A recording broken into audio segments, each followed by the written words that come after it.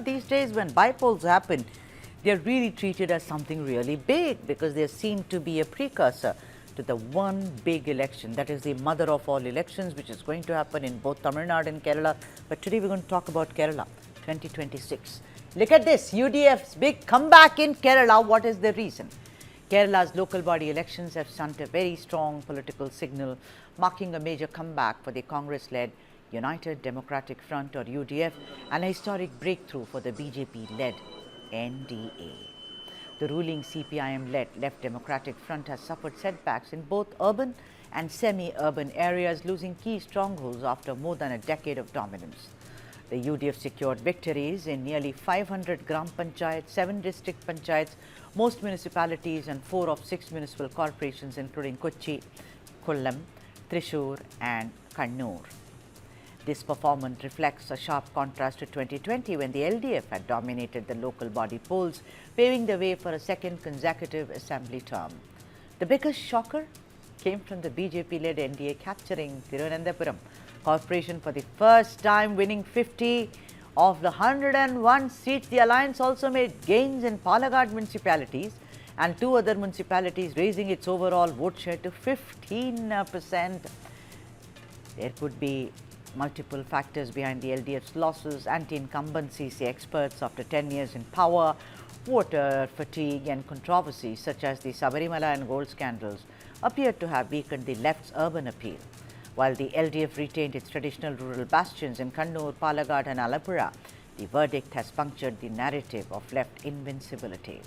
Does this outcome give the UDF renewed momentum heading on to the 2026 assembly elections, while the LDF faces a clear message on the need for political renewal and strategy recalibration?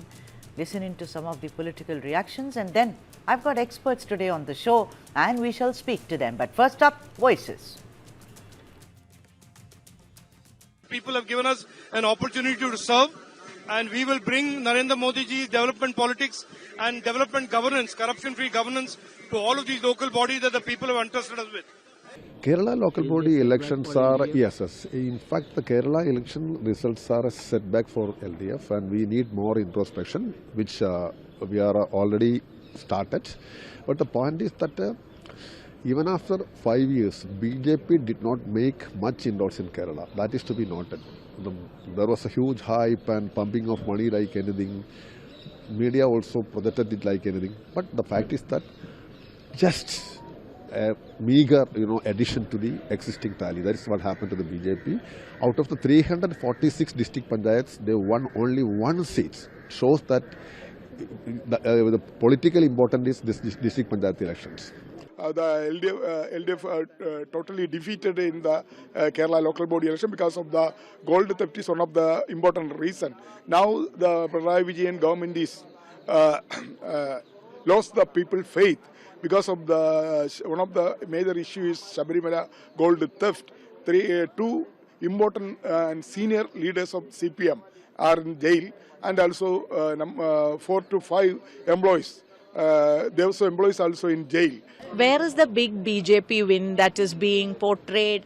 The PR work of BJP is happening, and the Prime Minister to Rajnath Singh ji, 2 ministers are tweeting about this, making it as a big victory. Where is the big victory? Out of 6 corporations, 4 corporations are won by Congress. More than half of Gram Panchayats, more than 500 Gram Panchayats, Congress has won. Block Panchayats, more than 3/4 of municipalities Congress has won. So this is the situation, and then one victory is being termed as a big victory is only illusory. It's an illusion, and also the PR work of BJP. All right, look at the words that are being used: illusion, delusional, big victory, small victory. We shall introspect. This has been one election which will go down in the annals of history. So far as Kerala is concerned, M. Rajendran, senior journalist, has joined us. Nirmal Abraham, political analyst from Kerala. Vinod Matthew, senior journalist, is also. Thank you so much, gentlemen, for making the time. Nirmal, the last time I spoke to you, you said you are a lot of hope from LDF. You said that they've done their groundwork. I'm not trying to cock a snook at all at what you said, Nirmal. I respect your opinion a lot. What do you think went wrong? Well, first of all, it came as a shock to not just me, a lot of people in Kerala, because as I said, they have a very strong local network, and if even even with the fact that they have it, if those bastions were broken, it really means that it is a clear reflection and indication of what's about to happen in April 2026. And I will clearly tell you what went wrong. In retrospect, I think there are two reasons. One is their change in stance and agenda, because ever since the second term, the start of the second term, LDF focused on minority appeasement, particularly one religious community, which was the Muslim community. And they started giving space to organizations such as the SDPI and Jamaat-e-Islam. They started causing up to religious leaders. They even hosted dinners and even held rallies for Palestine. But then, right after the parliamentary elections, they realized that did not work for them. So what did they do? Immediately after the parliamentary elections, they started criticizing the very communities and groups that they were causing up to earlier. They started criticizing SDPI. They started causing up to Hindu, the upper class Hindu as well as majority Hindu groups. Suddenly their politics changed. They started causing up to SNDP, engaging with NSS, with KPMS. And that shift in politics was clearly visible to the people. That's one. Two, the fact that these benefits came late, the welfare pensions, which were raised from 1,600 to 2,000, the introduction of unemployment pension for women between the ages of 35 and 60, 1,000, youth payment of 1,000 per month. All of these came very late, and it was as if people realized that this is how their politics work. Yeah, but Nirmal, the thing is that their drubbing came from urban and semi-urban areas. There, I'm not saying that the women don't need welfare there, don't get me wrong. But these are not urban issues. They seem to have got a major beating in urban, in urban areas. Rajendran, would you come in now? Do you think that I need to ask you, you're the expert. Let's focus on welfare measures. Let's focus on what Nirmal said about minority appeasement, etc. If you ask me, it's about loss of faith. Loss of faith more than ennui. More than fatigue. It is loss of faith because of what happened in Sabarimala, the gold smuggling scam even earlier, but the recent Sabarimala thing really impacted. I've been speaking to people who live in urban areas. They said that this is the worst. This is really the bottom of any kind of a pit, Rajendran. So, Sudha, if we do an analysis of this particular election, the factors which mattered were Sabarimala, gold, etc., etc., etc. Agreed. But lot also mattered how the existing councillors and the people who were in power performed over the years. See, local body issues. If I have seen it in Delhi, I have seen it in Uttar Pradesh, I have seen it in Maharashtra. The issues are very, very localized. But in case of Kerala or in Tamil Nadu, it is kind of 70-30. So 70 local issues and 30 the issues which really concerns them from the state point of view. And that is what mattered. And I think LDF got this calculation as, that they will be able to attract the votes by giving pensions early and all those things. Right. They had time. They could have done it earlier. So it is a miscalculation, simple miscalculation of the local issues not being attended. Right. And if you talk to the urban area, you will see there is a lot of discontentment and a kind of annoyance with the exactly. The people of Kerala, much like people of India, I'm not putting them down, very intelligent, voters there, and they are not going to be swayed by just what are called freebies. Vinod Matthew, please come in here. I want to now focus on BJP's spectacular win in Thiruvananthapuram. Now, all along, we as South Indians, we only thought that, yes, they had a kind of a leg in Karnataka. They, ran Karnataka for many years. But other states, no chance. They are there as an alliance partner in Andhra Pradesh. Tamil Nadu, no way. Kerala, not at all. What happened, Vinod Matthew, in Thiruvananthapuram, which was the LDF bastion for the longest time, as we all understand? Sudha, you'll have to excuse me. The other two experts, they are clued in. I'm not. I've been away for too long. I just came in last week. But politics is politics. What you saw in Trivandrum was in the making for a while. And if it had to happen some way, it had to be either Trivandrum, the BJP surge. It had to be either Trivandrum, Thiruvananthapuram, or Palakkad, I guess. Or I mean, these were two pockets they could have possibly come. And they did it with gusto in Trivandrum. Thiruvananthapuram, sorry, I keep mentioning to my old city as by its old name. Thiruvananthapuram, yes. I think the mid-income group, or the segment that overwhelmingly vote for BJP all over the country now, I think you find a reflection of that more in Thiruvananthapuram than any other city in Kerala. So politics apart, I think everybody wanted a change. In Thiruvananthapuram, the state capital, it went the BJP way. For long, we've said that Kerala won't embrace BJP. We proved that our own saying wrong with the election of Suresh Gopi, yes, right. Yeah, okay. To Parliament. And now I think it is at the ground level, the surge is beginning. All right. I don't know how long. See, one thing to say, I mean, a lot of people are going overboard about UDF. Yeah, big thing. Next election, UDF is going to really romp home and all that. I think it is too premature. I mean, to say that, all right. left is finished, That's a that thought. would be too premature. That's a thought. That's a thought, that it's too premature. Nirmal, what do you associate, BJP's spectacular victory in Thiruvananthapuram? According to Mr. Matthew, he says that something changed, much like the middle class, the big middle class in India.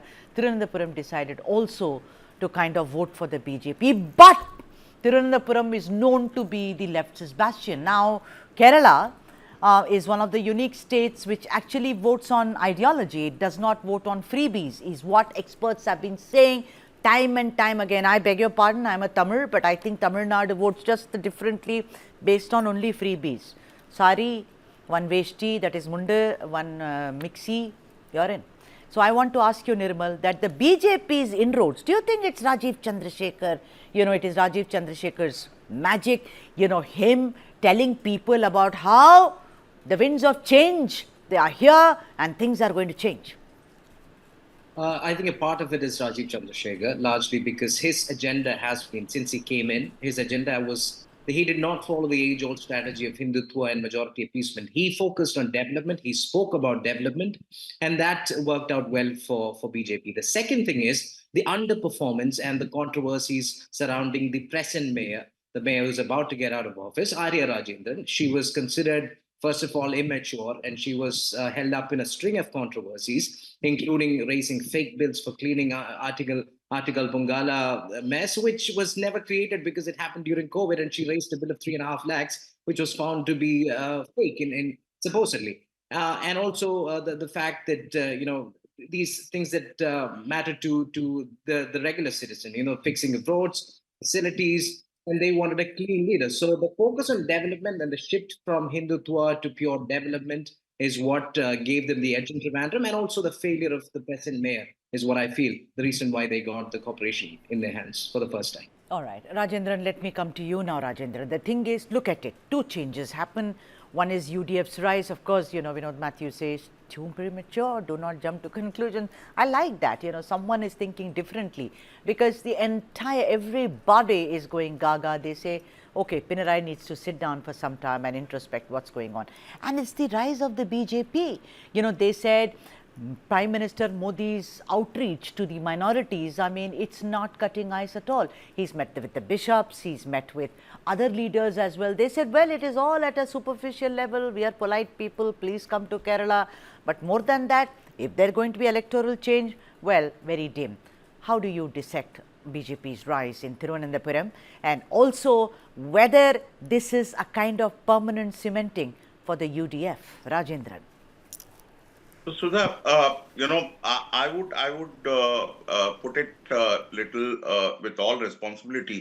I think Shashi Tharoor failed to an extent, and that is evident in the results and the voting percentage. At the same time, I must also, acknowledge that Rajiv Chandrasekhar was very, very focused. His focus was not on, highlighting the BJP's ideology, but the work and what they can offer to the people of Thiruvananthapuram, as well as also highlighting that what were the lacunae in the earlier regime's performance. Now, will it get reflected in the assembly elections? So that I agree with Vinod, it's too premature to say, but lot of groundwork is being done by BJP. I would like to kind of caution the Congress MP by don't dismiss BJP. I mean, they started with just 2 seats in the parliament. Right. I mean, people forget they just had 2 seats in the parliament, and today they have a substantial number of MPs in the parliament. So they work, and they have a, I was just doing a program earlier on the RSS, and it was surprising. Kerala has the highest number of, officers and, functionaries working. So there is a groundwork which has been going on in Kerala. So someday, the fruits will start showing up. So it's a multiple factors, and it's a very clear sign for Shashi Tharoor, who has been trying to show himself, swaying, but then retracting, that he is no more the popular leader, Right. popular political leader in Thiruvananthapuram. Right. Vinod Matthew, I have 2 minutes and I'm giving you the last word. Vinod, do you think that one of the major reasons for look at the LDS performance in 2020 and compare it now. I mean, it's really stark, isn't it? I mean, the fall has been with a thud, a major thud. Vinod Matthew, do you think it's also the infighting between CPI and CPIM? Do you think it's also about corruption charges? Do you also think there is a fatigue when you look at Pinarayi Vijayan and they feel after him, so maybe we need to play it safe? Vinod Matthew. Yeah, so let me give you a spin on this. Let me talk about what happens in the Congress, the UDF, okay? UDF, when it's a local body elections, there's not much interference or intervention from the high command, okay? I mean, everything is done locally. They know which is a good candidate at the Gram Panchayat, the Block Panchayat, District Panchayat, municipality or corporation. Maybe not so much corporation, maybe there will be a level of intervention, but largely not. Now, come assembly election, you get a lot of rebels. Now every Congress, I say Congress, UDF, they will all be gung-ho about, walking into the assembly now. There'll be a lot of candidates. And suddenly the high command will hoist somebody from top.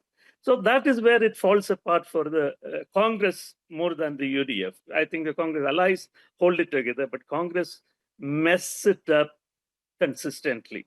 So I think LDF would be pinning the hopes on that. And the BJP in its, I won't say resurgence, it's in its maiden growth in Kerala. They also would be hopeful of really taking the spoils if UDF or the Congress plays true to form and start in fighting. The rebel candidates, the rebellion of the rebels. That will start come election time 2026.